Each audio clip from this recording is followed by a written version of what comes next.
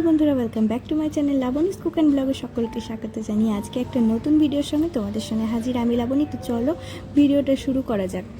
আজকে তোমাদের সাথে শেয়ার করব হলো আমার একটা নতুন মন্দির এসছে। তো নতুন মন্দিরে ভগবানদের সবাইকে আর কি এই মন্দিরে শিফট করব। তো নতুন এই মন্দিরটা নেওয়া হয়েছে। আগে আমার এরকম মন্দির ছিল, মানে ছোট দেওয়ালে লাগানো একটা মন্দির ছিল, যেখানে ভগবানকে রাখতে এবং ভগবানকে শয়ন দিতে, তার সমস্ত জিনিসপত্র রাখতে খুব অসুবিধা হয়ে যাচ্ছিল। পূজার যে সামগ্রী থাকে সেগুলো রাখতেও অসুবিধা হয়ে যাচ্ছিল। তাই নতুন একটা এরকম সেলফ রয়েছে, নিচে একটা ড্রয়ার রয়েছে, তার উপরে মন্দিরের মতো রয়েছে, এরকম একটা নেওয়া হয়েছে দোকান থেকে। তো চলো এখন এই পুরানো যে মন্দিরটা দেখতে পাচ্ছ সেখান থেকে এখানে সমস্ত জিনিসপত্র অর্গানাইজ করব, সমস্ত জিনিসপত্র রাখবো এবং ভগবানদের এখানে নিয়ে আসবো। তো মন্দিরটা গোছানোর আগে বাসনগুলো হলো বাইরে পড়েছিল, তো ধুলো যথারীতি পড়েছিল, প্রতিদিনই আর কি ধুলো পড়ছে। তো যেহেতু সেলফের ভেতরে রাখবো এখন, তো সেই কারণে সমস্ত যে বাসনগুলো রয়েছে সেগুলোকে ভালো করে ধুয়ে নেব। তো একটা সলিউশন তৈরি করে নিয়েছিলাম আমি, এখানে সার্ফ দিয়ে একটু লেবুর রস, ভিনিগার এই দিয়ে একটা সলিউশন মতো তৈরি করে নিয়েছিলাম, সেটা দিয়ে বাসন মাজছি। এতে কিন্তু বাসনগুলো বেশ চকচকে হয়ে যায়, বিশেষ করে যেগুলো পিতলের বাসন রয়েছে আর কি, মানে পুজোর জন্য যে বাসনগুলো থাকে সেগুলোই আর কি। তো চলো এগুলো ভালো করে মেজে ধুয়ে এগুলো শুকোতে দিয়ে দেবো, তারপরে মন্দিরের দিকে যাব, মানে ভগবানদের তখন শিফট করব।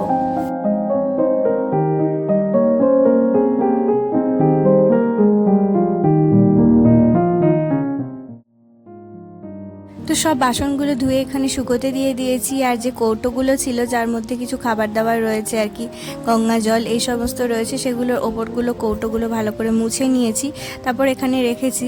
ওই জায়গাটা ভালো করে পরিষ্কার করতে হবে। তার আগে তো নতুন মন্দিরটা বাজার থেকে নিয়ে আসার পরে মুছে নিয়েছি পুরো মন্দিরটা ভালো করে। এখন একে একে ভগবানদের ওই পুরনো মন্দির থেকে নতুন মন্দিরে নিয়ে আসবো। আর এদিকে গোপাল সোনার অনেকগুলো জামা কাপড়ও জমে গেছিলো, আর এই গোপাল সোনাকে শোয়ানো হয় সেই কাঁথাটা সব কিছু না ধুলো ধুলো হয়ে গেছিলো। তো প্রতিদিন যেহেতু শোয়াচ্ছে আর নতুন জায়গায় যখন আসছে তখন সব কিছু ধুয়ে টুয়ে দিয়েছি। তো জামা কাপড়গুলো ভালো করে সার্ফ দিয়ে ধুয়ে ওখানে শুকোতে দিয়ে দিয়েছি। এখন তো মানে সন্ধে হয়ে গেছে, এখন ওই থাকবে সারা রাত্রি, সকাল হতে হতে দেখবো শুকিয়ে গেছে।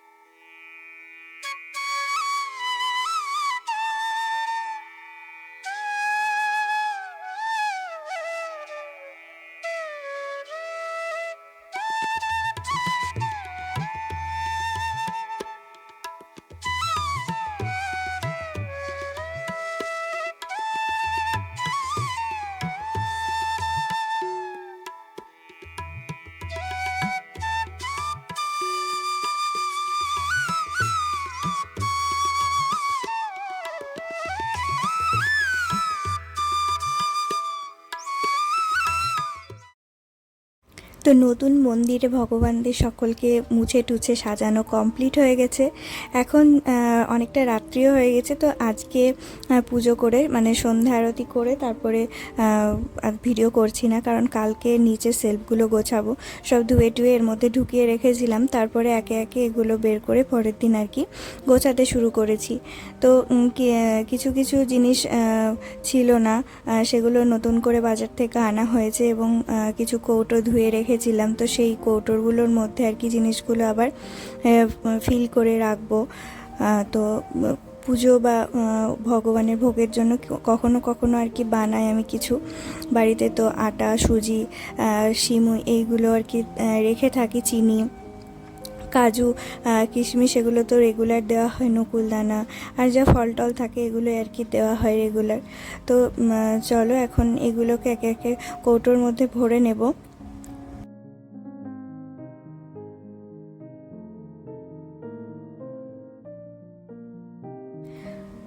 তো সব জিনিসগুলো বের করে নিয়েছি, না হলে খুব অসুবিধা হয়ে যাচ্ছিল। তারপরে এটা যেটা দেখতে পাচ্ছ এটা আর কি পুরানো মন্দিরের পাশে, এটাকে দেওয়ালে আমার লাগানো ছিল। এটা অ্যাকচুয়ালি ছিল একটা খাট বলতে পারো, যে ভগবানকে শোয়ানোর যে খাট হয়, তো সেটাই। তো সেরকম ঠাকুর ঘর হলে এটাকে ভগবানকে শোয়ানোর জন্যই সুন্দর করে সাজিয়ে রাখতাম, কিন্তু ঠাকুর ঘর যেহেতু নেই, তো সেই কারণে আর কি ওই আমার মন্দিরের যে সেলফগুলো রয়েছে দুই দিকে, ওখানে আর কি ভগবানকে শোয়াবো। তো সেই কারণে এই সেলফটাকে ভেতরে মানে কিভাবে ইউজ করব সেই জন্য ভেতরে ঢুকিয়ে নিয়েছি। 3টে লেয়ার যেহেতু করা আছে, এটাকে আমি পরে বানিয়েছিলাম, দুটো ওপর আর নিচে দুটো প্লাই লাগিয়ে আর কি এরকম সেলফের মতো বানিয়েছিলাম। জিনিস রাখতে খুব অসুবিধা হচ্ছিল বলে, আর ভগবানদেরও রাখতে খুব অসুবিধা হচ্ছিল। ওপরে থাকতো, মাঝখানে আমার গোপাল থাকতো, এইভাবে আর কি রাখা হতো। তো যাই হোক, এটাকে আর কি ফেলে না দিয়ে এটাকে ব্যবহার করছি, এর ভেতরেই রাখছি। একটা সেলফের মতো এটা রাখা যাচ্ছে, নিচে রাখা যাচ্ছে মিডিলে, তার ওপরেও জিনিস রাখা যাবে। তো সেই কারণে আর কি।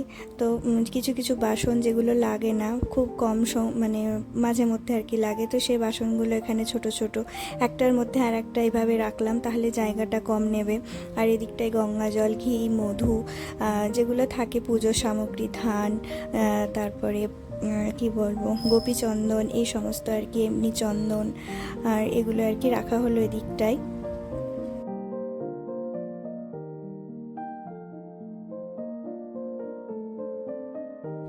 তো একটুখানি এই বোতলের তেল রয়েছিল, তো আমি একটা শর্টকাট তৈরি করে রাখলাম। যখন আমরা প্রতিদিন প্রদীপ জ্বালানোর জন্য আর কি সলতে তেল এটা ঢালি, তখন আমাদের হাতের মধ্যে তেল লেগে যায়, এবং প্রতিদিন এই কাজটা করতে হবে। সেই জন্য আমি কি করলাম, এই তেলটার মধ্যে আর কি যে সমস্ত সলতেগুলো ছিল, আমি এগুলো এই যে পঞ্চপ্রদীপের যে সলতেগুলো হয়, এগুলো অনেক বেশি পরিমাণে ছিল, তো সেই কারণে এই সলতেগুলোই ভিজিয়ে রাখলাম। তোমরা কিন্তু এগুলো যেগুলো লম্বা আর কি সলতে হয়, যেগুলো আমরা রোজ জ্বালি, তো সেই ধরনের সলতেগুলো কিন্তু এরকম করে তেলের মধ্যে ভিজিয়ে রাখতে পারো। এটা কিন্তু খুব সোজা হয়, মানে খুব ইজিলি আর কি। যখন প্রদীপ জ্বালাবো তখন একটা এরকম সলতে উঠিয়ে নিয়ে প্রদীপের মধ্যে দিলেই হয়, কারণ তেলের মধ্যে তো শোক করাই থাকছে। আর একটা বক্সের মধ্যে রেখেছি আমি যে সমস্ত দেশলাই টেসলাই থাকে, ওগুলো একসাথে রেখেছি, তাহলে খুঁজে পেতে সুবিধে হয়। এখন চলো পুরো আমার টোটাল মন্দিরটা কিভাবে অর্গানাইজ করি তোমাকে দেখাচ্ছি। তো এই বক্সটার মধ্যে প্রতিদিনের আমার জামা কাপড় থাকে, গোপাল সোনার টাওয়েল, তারপরে বেডশিট, মানে ওই রুমাল আর কি, ওটাকেই বেডশিটের মতো পাতি। আর এটার মধ্যে ওই যে তোমাদের দেখালাম সলতে, এটা থাকে, চিনি থাকে, নকুলদানা থাকে, আর কর্পূর থাকে এখানে, আর ম্যাচ বক্স আর গ্যাস লাইটার, এগুলো আর কি থাকে। আর এটা একটা ওই কীর্তন করি মাঝে মধ্যে সন্ধ্যেবেলায়, তখন আর কি একটা বাজাই। তো এই সেলফটা এভাবে অর্গানাইজ করে রেখেছি। এর নিচে তোমরা দেখলে এখানে ওপরটাই রয়েছে কিছু বইপত্র আর কি, মানে পুজোর সময় যে বইগুলো আর কি পড়া হয় সেই বই আর কি, আর গীতা। আর ওপরটায় একটা আয়না রয়েছে, এই আয়নাটা কখনো মানে প্রতিদিন স্নান করানোর পর কি গোপালকে দেখায়। তো এই আয়নাটা আর কি পড়েই ছিল, তো সেই কারণে এটাকে ইউজ ইউজ হচ্ছিল না বলে, না হলে গোপালের জন্য এটা ছোটো আয়নায় যথেষ্ট ছিল। তারপরে এটা একটা বক্সের মধ্যে কিছু গোপালের এক্সট্রা গলার মালা রেখেছি, এটার মধ্যে ছোট ছোট ইয়াররিং রেখেছি, একটার মধ্যে গোপালের মুকুট রেখেছি। এই ছোটো ছোটো বক্সগুলো আর কি এসে থাকে, এগুলো ফেলে না দিয়ে আর কি এভাবে আমি রেখে থাকি। আর তার পাশে যেটা বড়, এটা প্রতিদিন মানে কি প্রতিদিন স্নান করা, এখানে ঢুকে গেছিলো মানে চন্দন পাউডার, ওটা ওখানে রাখলাম। আর এটা একটা বক্স, যেটাকে আমি কালার করে আর কি বানিয়েছি, আইসক্রিমের বক্স এটা। এর মধ্যে নতুন গোপালের জামা কাপড় থাকে, এগুলো রেগুলার পরানো হয় না, এগুলো আর কি অকেশনালি পরায়, তো সেই কারণে আর কি এটার মধ্যে রেখেছি। আর কিছু এক্সট্রা টাওয়েল আর শীতের সোয়েটার টোয়েটার, এগুলো এখন তো গ্রীষ্মকাল, তো সেই কারণে এখন সোয়েটারগুলো এটার মধ্যে ঢুকিয়ে রেখেছি। তো এইভাবে এই বক্সটা এখানে রেখে থাকি।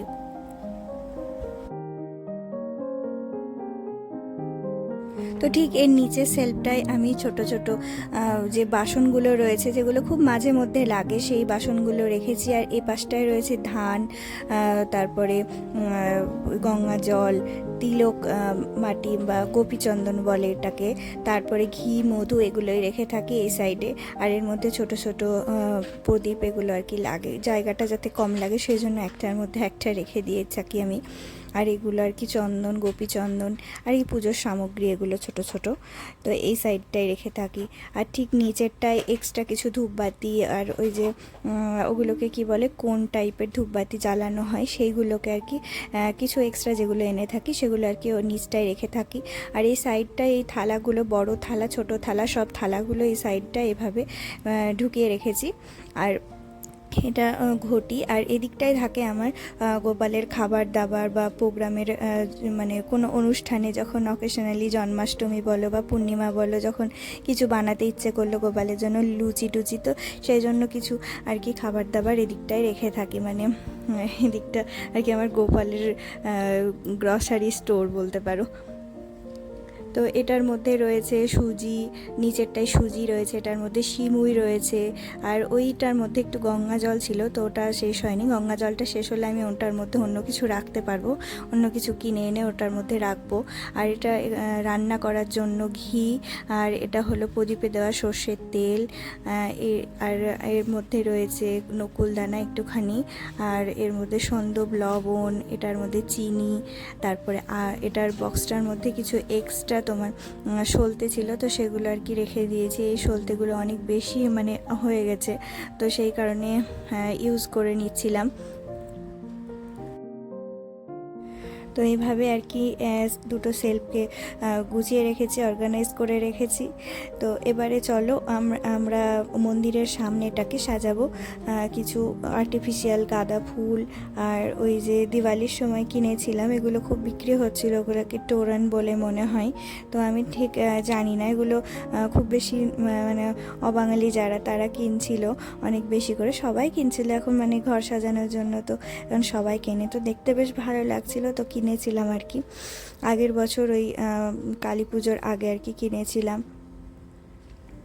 তো এটা লাগানোর কোনো আইডিয়া পাচ্ছিলাম না সেভাবে। তারপরে যেগুলো ওই যে অ্যাডহেসিভ থাকে, হুক অ্যাডহেসিভ যেগুলো হুক থাকে, এগুলো কিনতে পাওয়া যায়। আমি এগুলো অনলাইন থেকে কিনেছিলাম, অ্যামাজন থেকে।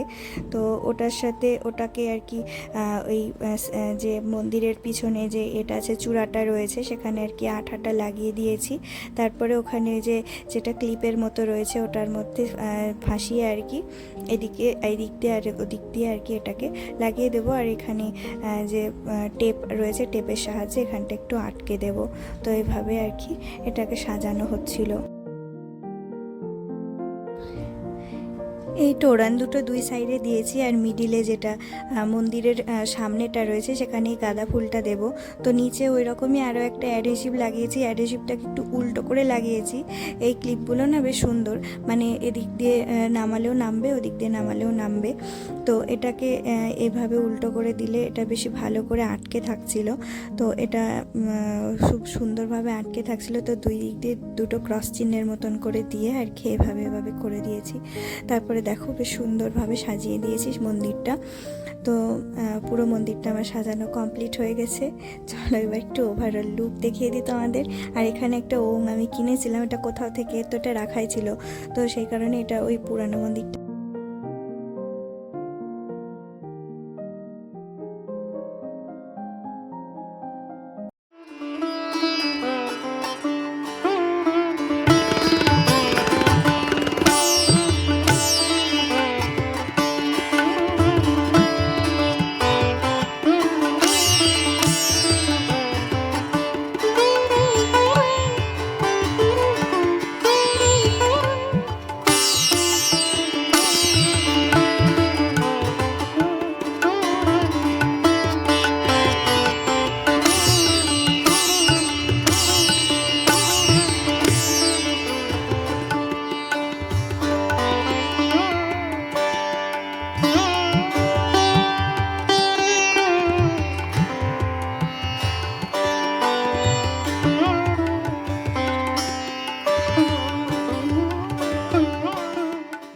বন্ধুরা, ভিডিওটা আজকের মতো এখানেই শেষ করছি। দেখা হচ্ছে নেক্সট ভিডিওতে। ততক্ষণ সবাই ভালো থেকো, সুস্থ থেকো।